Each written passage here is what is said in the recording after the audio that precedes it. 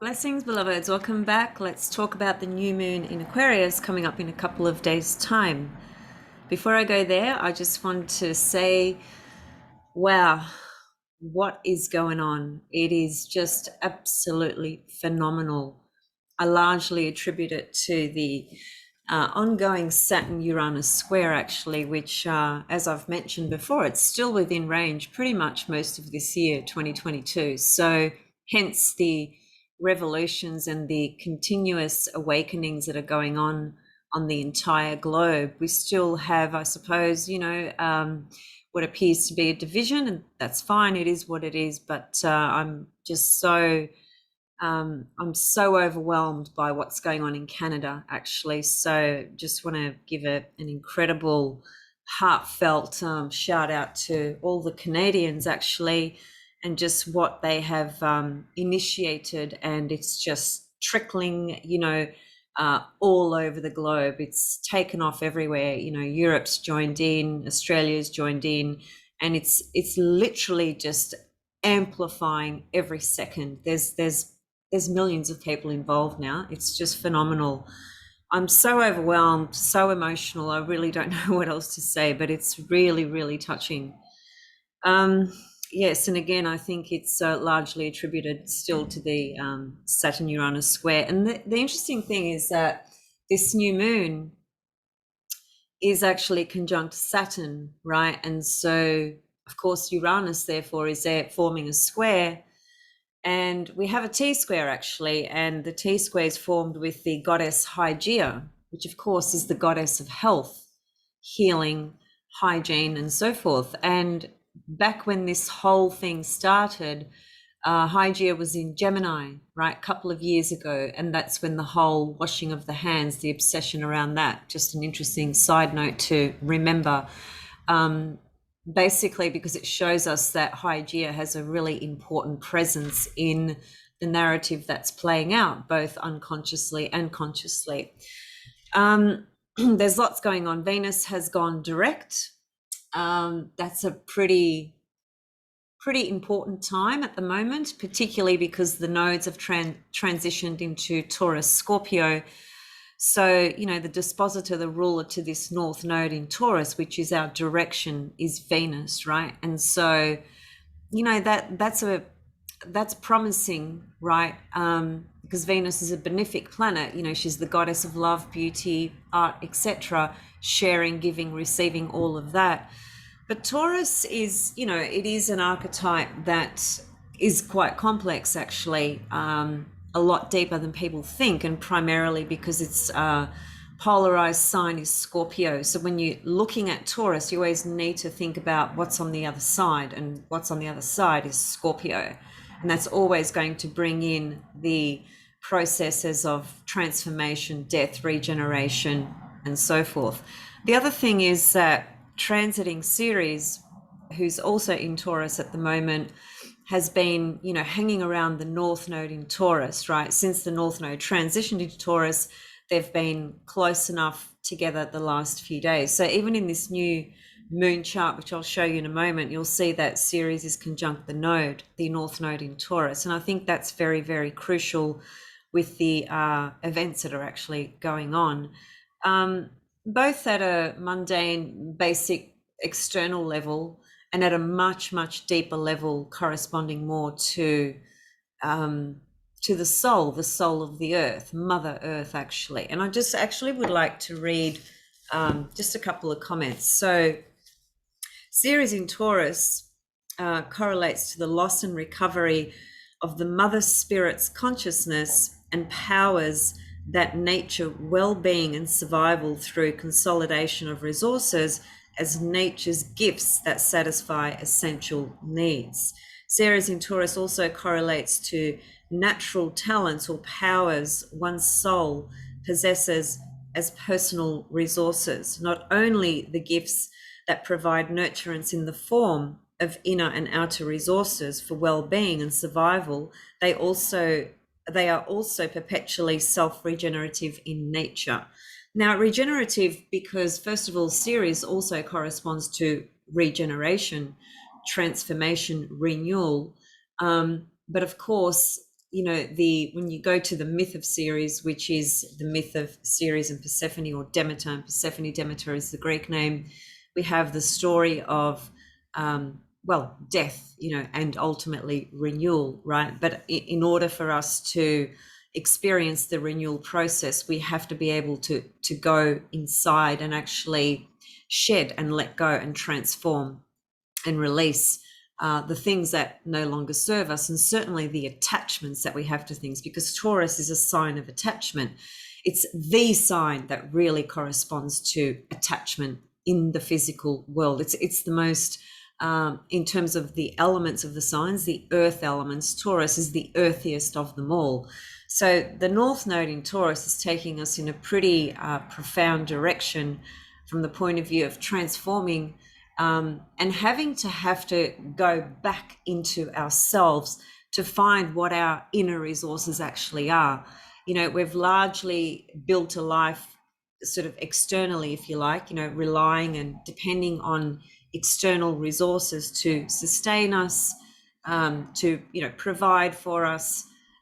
We've put our attention and energy into, you know, the material plane. That's part and parcel of being human, for sure. I get it. But we are going through the most cataclysmic times of our lifetime, and the changes that are coming through are forcing us really to go back within ourselves and figure out what our own talents and gifts are from the point of view of our own inner resources, not just what we've built externally, because anything externally can be removed, changed, transformed, released, destructed, etc. However, what we have internally and what we integrate and build internally consistently is what really constitutes our ability to survive, you know, to survive whatever appears on the external. And this is what Ceres in Taurus has actually been taking us through for quite some time now, and also forming this conjunction to the North Node. It's like the North Node in Taurus is taking that Ceres Taurus energy into our future, really, for the next 19 months, because that's how long the node is going to be in there. And when we bring in the Venus component, it's very much about our own, again, survival, Taurus, and our own worth, and what we value deeply inside ourselves, and how we can show up with that, you know, with the sense of feeling confident and comfortable with what we actually have inside us, right? Because once we get stripped of everything externally, then we are left sort of naked, as it were. And sometimes that's the very, you know, it's the advocate, right, that causes this deep, profound change in order for the personality to remember the soul's gifts and the soul's talents and what it's actually truly capable of. Remember, spirit is resilient, soul is resilient. It's the personality that struggles with all the challenges, whether they are emotional, physical, psychological, on any level. It's the personality that always struggles with that, right? So these messages are very, very important because they are part and parcel in this new moon chart. Just a couple of other comments. Ceres in Taurus correlates to the archetype of provider, right? The initial provider is the mother spirit, united in oneness to human consciousness as Cori's primal purity. Now, Cori is actually another name for Persephone. Persephone is the daughter of Ceres, okay? So, you know, the whole story of death and renewal, right? Which is very much what's going on the earth plane now, on every single stream. Human consciousness then involutes where it experiences its loss as the soul enters the Plutonian underworld of individuation. The loss of the mother spirit's attributes through Ceres in Taurus generates distortions such as sloth, greed, selfishness, stubbornness, and inflexibility.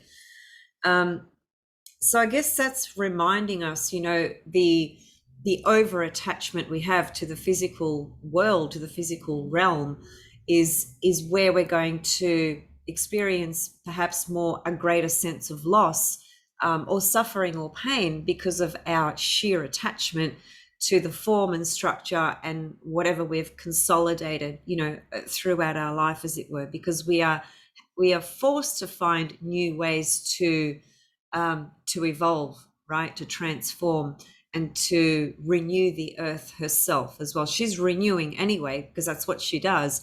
But we are on her, we are inhabiting her field, and we must follow and respect the natural laws of Mother Earth that govern the earth. So it is taking us back to some real basics of survival, but at a deeper level. Again, like I said, it is taking us into those deeper layers of the soul to trigger and reawaken, if you like, what we actually truly have already within us.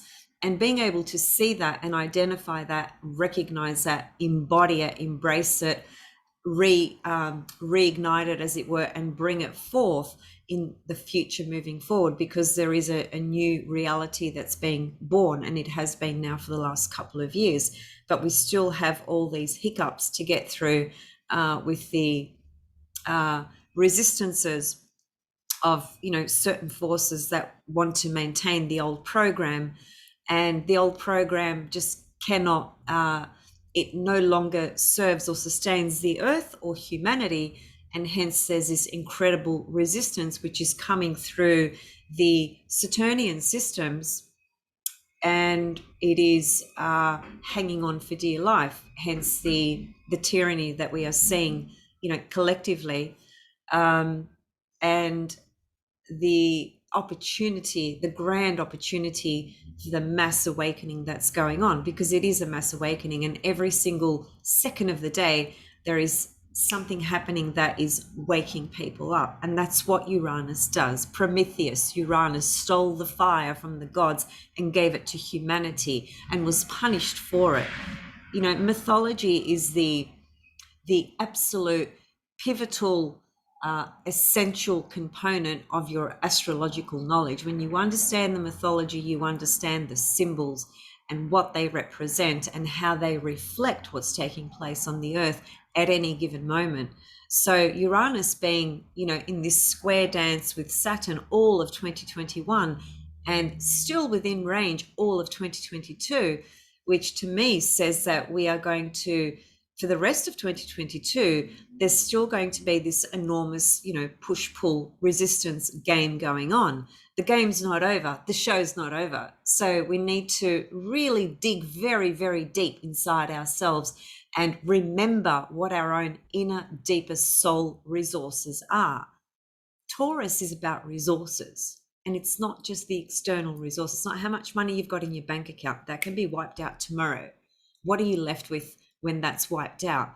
That's why when we have a Uranus midlife opposition, often known in the psychological world as the midlife crisis, that's the time where usually people are confronted in a very startling sort of way.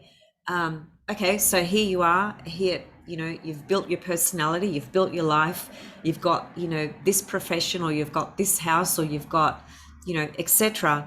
But what have you got without all of that? And what does life actually mean? Where is the meaning in all of these things? So we're having a version of that, but we're having it on a collective field, and we're having it at a magnified cataclysmic level. Now, let's bring up the chart for the new moon and start unpacking that a little bit further, I should say. Okay. Ooh, wow. I'm honestly just so touched and overwhelmed with the magnificence of the human spirit. See, this is, we can see this again even through, the nodes shifting into Taurus just recently. It's what is, people are fighting to survive, really. They are fighting for freedom and autonomy, which we really shouldn't even have to fight for that. But we, according to the narrative, we must take a stand to express our sovereign right, which is the gift from the divine source creation to all things. That nobody gives you that. Nobody can take that away from you either, right? So that's why this matter is so important. Sovereignty is the soul's essence, if you like, from where it came from and from what it will return to. So, you know, a little man sitting in his little $5,000 suit behind some fancy desk, you know, really just doesn't have the right to dictate whether you should have that or whether you shouldn't have that. It is absolutely absurd. And of course, you know, need I say more, you know, taking people's livelihoods away because they won't conform to a system that they should have a choice. Everyone should have a choice. The fact that it appears that people don't have a choice is where, you know, the alarm bells should be ringing like Christmas tree lights in your brain. And if they're not, then I really don't know what to say.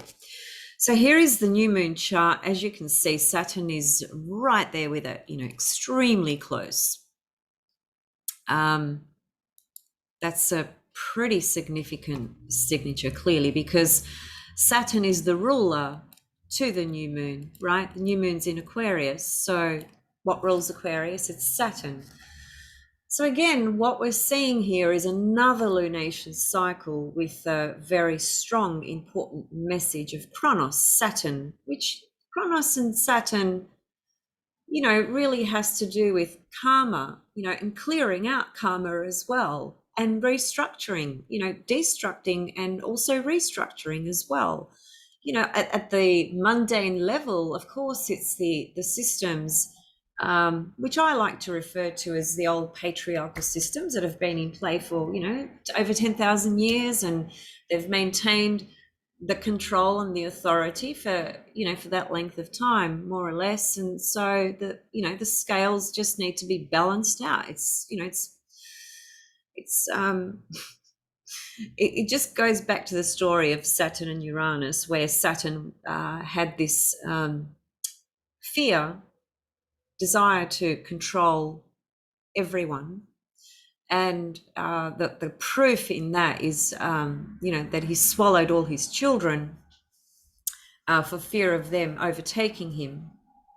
We can never deny that component of the myth. That is the absolute key and epitome to that myth. It really is. So we're just seeing a version of that on the earth plane, you know, with Saturn and Uranus. So Uranus, as I said, stole the fire from the gods, which the fire represents wisdom, consciousness, okay, and gave it to humanity in order to wake humanity up. That's why when Uranus swings around in your own chart, hits things off, or we have these, collective patterns going on that speak to the collective itself, quite apart from our own chart as well.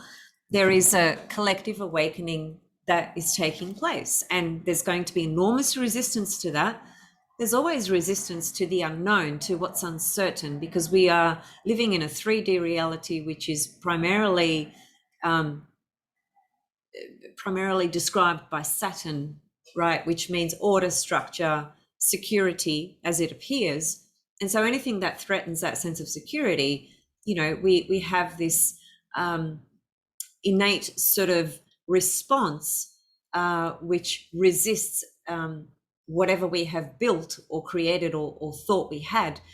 We have a resistance to letting that go, right? Because if we let that go, then what's before us, we don't know. And most people don't like to walk ahead if they don't know what's in front of them. That's just the consensus state. It's just how it is. It's not my personal opinion. Take a look around. It's all there. It's evident in life all around. So this new moon with Saturn there forming the square to Uranus still, and therefore, of course, Uranus is forming the square to the new moon. And down here is Hygeia, okay, the goddess of health, healing, hygiene, health issues, etc. So what do we have? We have Hygeia opposite Uranus, exactly opposite Uranus, as a matter of fact, in this new moon chart, and forming a square to the new moon. So we have a T-square. So we have this very critical issue that's going to be very prominent for this lunation cycle relative to the resistance to things, the needing to feel sovereign and needing to be able to feel free to make the choice that you wish, even if you have taken the path of adopting what's been, what I would say, coerced. Let's just say recommended, but it really hasn't been recommended. When you're told if you don't do this, you will no longer be able to work. That's hardly a recommendation, right? Hardly. So it's pretty clear that it's a forced thing. So I think given that this arrangement is highlighted during this new moon, we're going to see the next lunation cycle again bring up those issues of because as we know, we were first told that you'll need to take one boom boom, then we were told you need to take another boom boom, and now you're told you need to take a third one, and the fourth one's already starting to come through as well. So this is going to be kind of ongoing, if you like. It's not going to come to an end anytime soon. So where is your freedom, sovereign choice in that matter, right? You need to think critical reasoning skills. We need to use our own critical mind and assess, and go with your gut instinct and what your soul is guiding you towards, whatever that is, right? But for those of us that have a different level of perception or understanding or seeing, we want to remain autonomous in the choices that we make with regards to what we do with our physical body and our health. And that's how it should be. So anyway, this is going to be a very tension-provoking lunation cycle because of the Saturn, Uranus and Hygeia. And Hygeia is going to be the one that's going to bring up the further matters around this health issue, which has taken a form and a face that is false, in my opinion, right? So I think it's going to be a bit of a tough sort of month, but there's going to be a continual sense of revolutions, revelations, and awakenings. It's so obvious. Look at what's happened with the truckers. Look at what started there. That just started like, I don't know, a few days ago, and it's built to the millions already. That's not a small thing. Some people think, oh, that's a waste of time or blah, blah, blah. Well, if we all think it's a waste of time, and if we all think that, yes, let's just, cross our arms, cross our legs and just sit there and be told what to do and just do it and bow down, well, yeah, then you've just conformed to something that is being dictated to you. Have you made your own decision in it? Have you considered your own thoughts around that? Have you considered the long-term prospects, scientifically or otherwise? There is not enough, there hasn't been enough time to know, even from a scientific basis, what will come as a result of these liquids. And there is large evidence scientifically that has shown really damaging results already collectively, right? That's a fact. That's not a conspiracy theory. That's a fact, right? So anyway, we're still in the heart and the midst of all of this. Now let's bring it back to perhaps a little bit of personal reflection, right? That's just some matters on the collective level. And I'd be just really interested to see how how governments respond to hundreds and hundreds and hundreds and hundreds and thousands to the million at their doorstep, right at their doorstep. It's that they won't have enough ammunition to shut that down. Even if they get the military in, it's probably going to be pretty hard. So these are really incredible times. It's just fascinating to see what's going to transpire.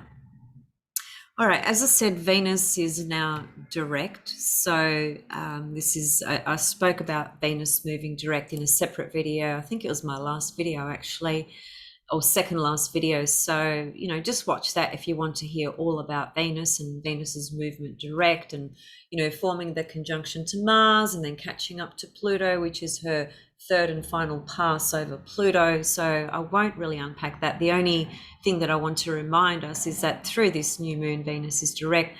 Mercury is still retrograde.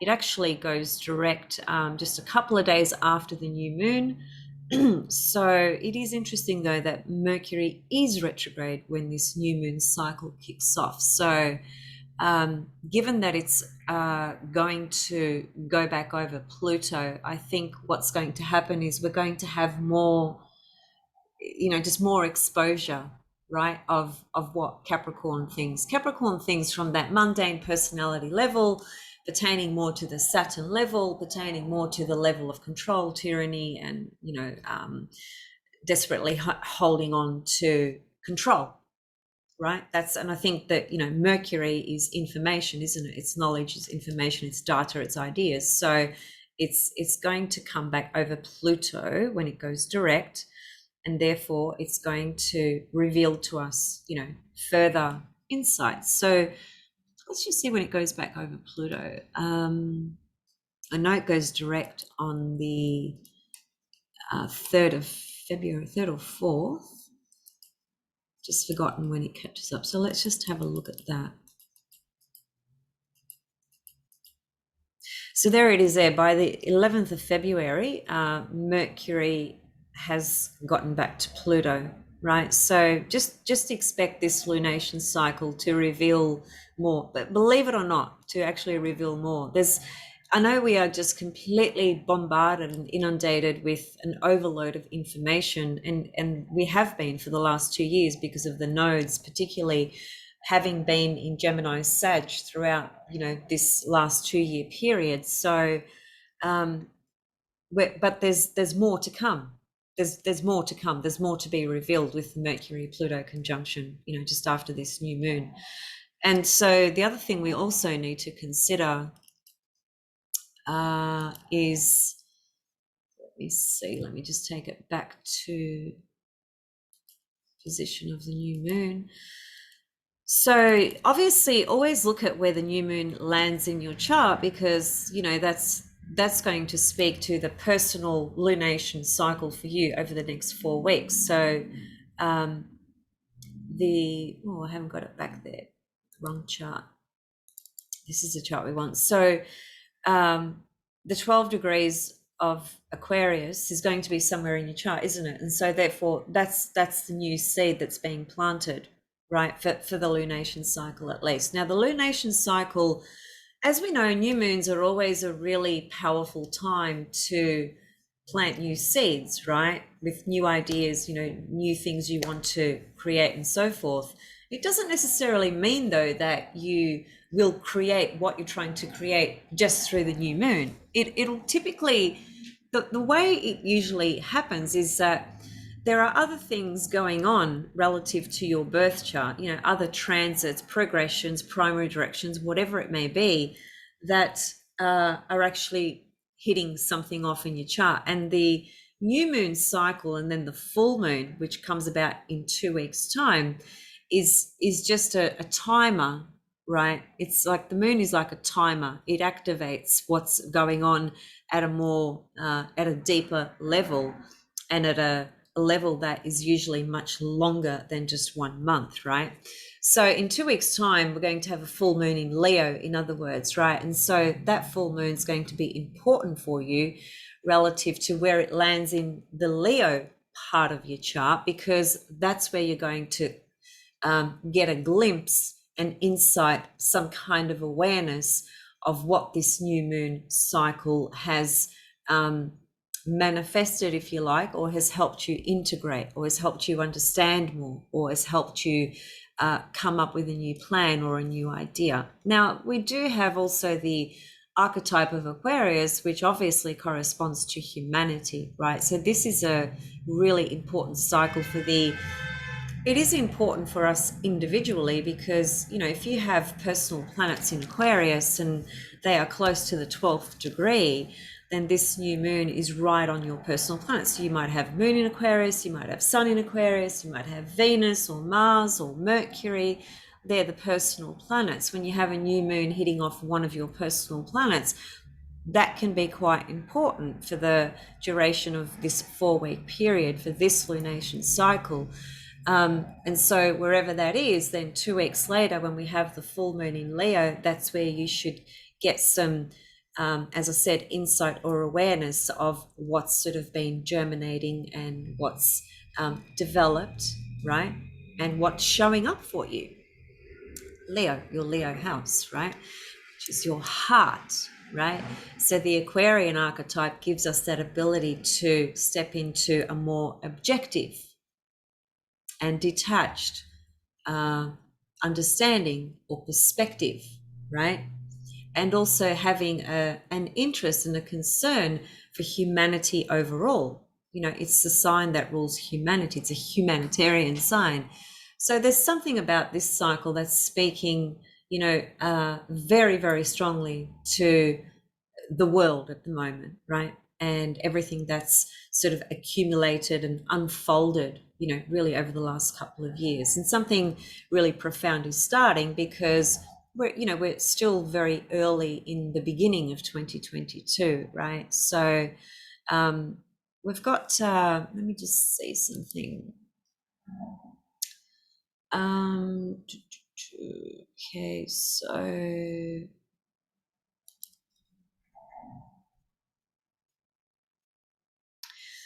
yeah, so, you know, in early January, right, the beginning of this year, we had the new moon in Capricorn, right, which is also a Saturn ruled sign, of course. And now in the beginning of the subsequent month, February, we have a new moon in Aquarius. So we have 2 new moons sequentially being ruled by Saturn, and you know, Saturn and Uranus being really prominent by a square aspect in both those lunation cycles. So we're dealing with the later archetypes in the zodiac. I mean, look at all the planets in Capricorn, right, and in Aquarius, and yes, we've got a few in Pisces as well. The majority of the zodiac is embodied by these later archetypes. The later archetypes always speak to society, the collective unconscious, humanity, what's happening on those levels. You know, this is not personal, my own personal stuff. This is about realizing and understanding there's a bigger picture playing out here. You know, we need to be integrated with the bigger picture, with the collective, right? There's a storyline playing out that affects every single person's life, and how we can actually, you know, come together and unite as brothers and sisters. Aquarius is the unity as brothers and sisters, all of us, brothers and sisters on the planet, because that's what we are at the end of the day. We are all brothers and sisters, regardless of our differences, our biases, our prejudices, etc. At a soul level, we are all brothers and sisters, and we all have the same parent or parents. So, you know, this is a reminder of stepping into the Aquarian archetype. In other words, becoming more clear, more objective with your thinking, and seeing the bigger picture of what's going on, connecting to tribe, humanity, appreciating humanity more, appreciating what people are trying to do for others.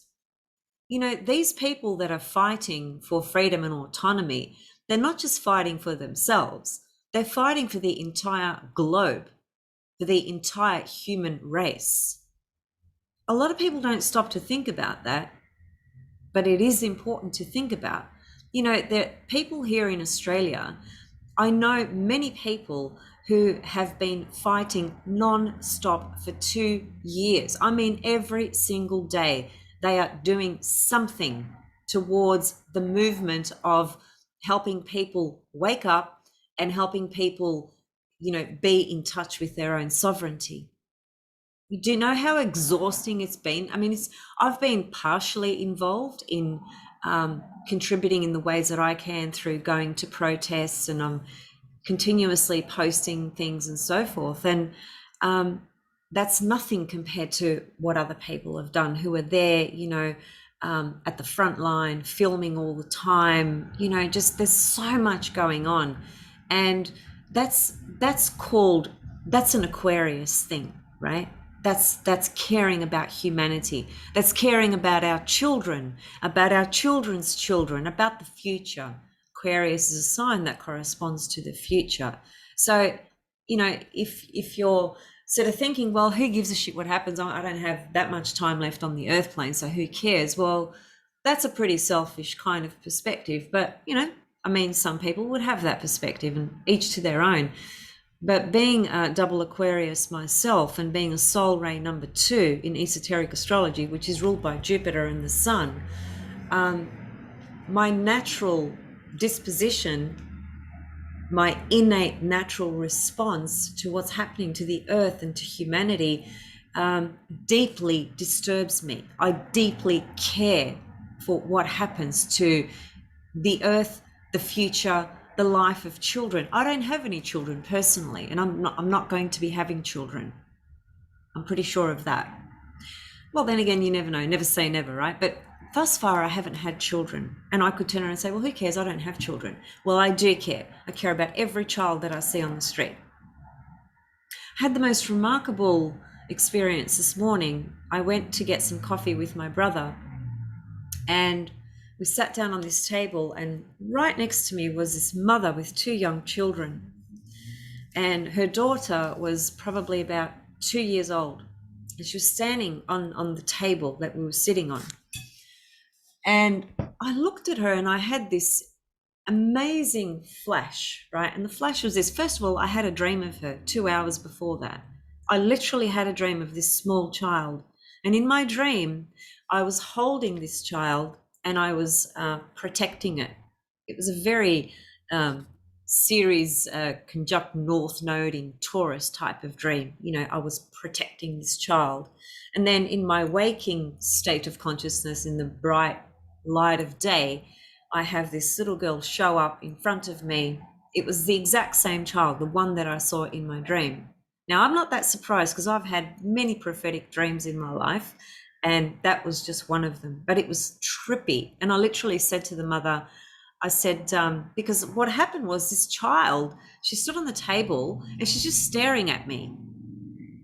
And I was having a conversation with my brother, and I could see her from my peripheral vision. And I thought, why is this child staring at me? And so I turn around and I look at her, and she's just standing there staring at me like this, no, not saying anything, just staring. And her mother turned around and said to me, oh, I'm so sorry. She's I don't know why she's doing that. She said, I'm sorry, I hope she's not bothering you. And I said, oh God, no, of course not. I said, she's beautiful. And then the penny just dropped, and I looked at her mother and I said, you know what? I said, this is going to sound strange, but I'm going to tell you, I had a dream of your daughter just 2 hours ago. It's the same child in my dream.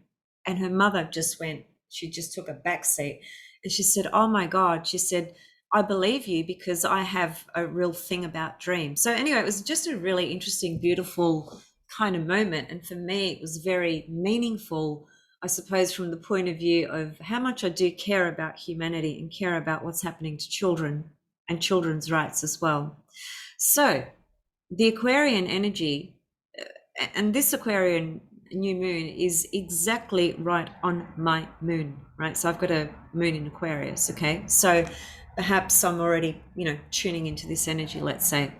So we can think about that from our own perspective. I mean, from a personal perspective, what I would say is, connect to this new moon in a way where it can help you actually become as objective and as detached as you need to be, because the more objective and clear and detached we can be, the greater clarity we have with our mind as well, and what we are seeing and what we wish to embody, integrate, and discard.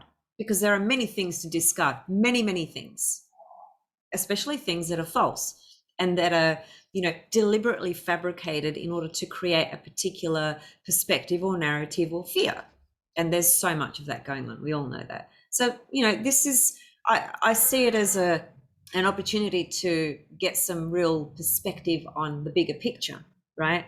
The Saturn, Saturn is always a pretty challenging energy, and it is squaring Uranus. So we're going to see this continued tension, right, between the Uranus world and the Saturn world. And that's so damn obvious. Look at the truckers thing that started in the last few days. That started a few days ago, and the official last third square, which is the last quarter square as well, between Saturn and Uranus, took place at the end of 2021, around about there. So you can see that the Saturn-Uranus, even though Saturn's at 15, Uranus is at 10, that energy is still very much present. And Hygeia, there's this massive, massive tension to what people want to do with their health moving forward. So yeah, okay. Is there anything else? I think that's it for the new moon chart. The Serbian symbol actually, I think is quite interesting as well, because it's the 13th degree. And what it reads is, so the new moon is at 12 degrees, and the way Serbian symbols typically work is you go to the following degree, okay, which is 13. The keynote is the ability to discover basic natural facts that allow us to plan in advance for action.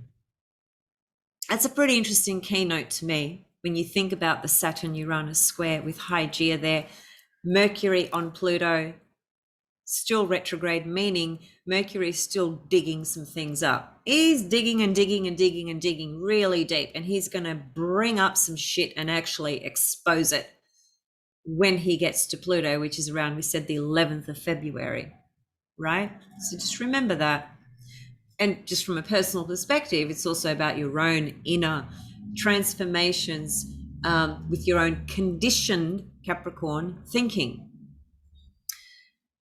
The rest of the Serbian symbol says, here we are no longer dealing with the ascent or descent, but with natural laws which involve causal relationships and the passage of one natural condition into another.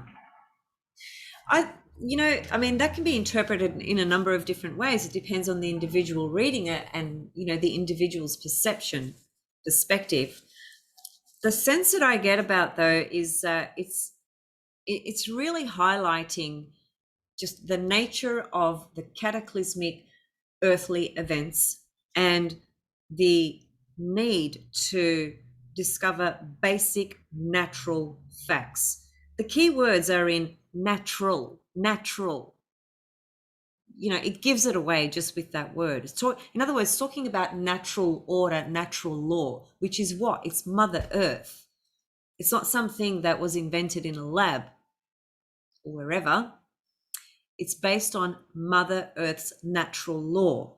And North Node in Taurus takes us into getting back into the natural law and order of Mother Earth, because she has been abused for far too long, and it needs to be cleaned up. It needs to be rectified.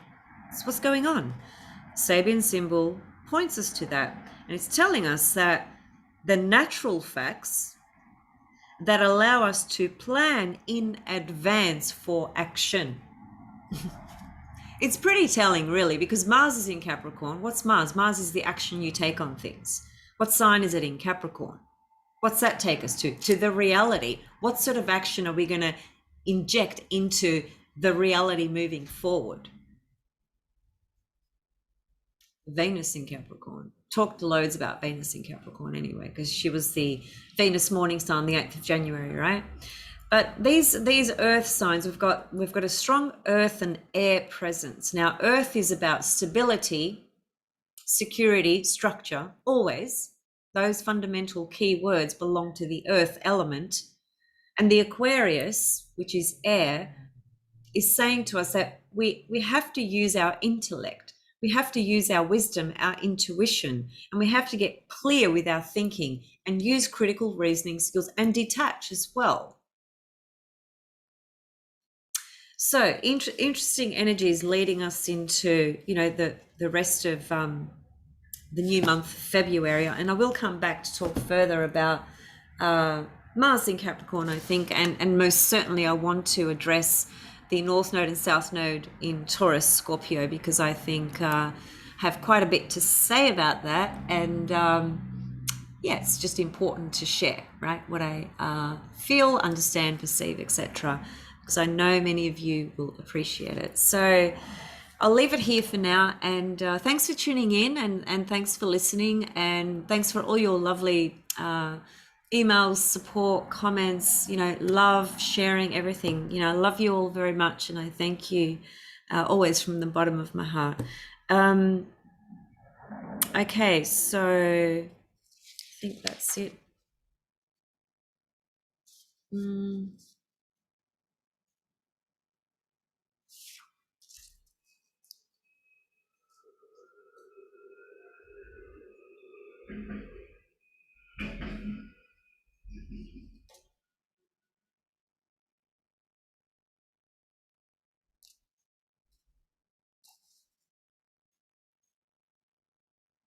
I was going to read a comment, but it might just be a little bit out of context now, so I'll leave it. But anyway, I was reading out of this book in case anyone's curious, because I know many of you often like to know what book I'm reading out of.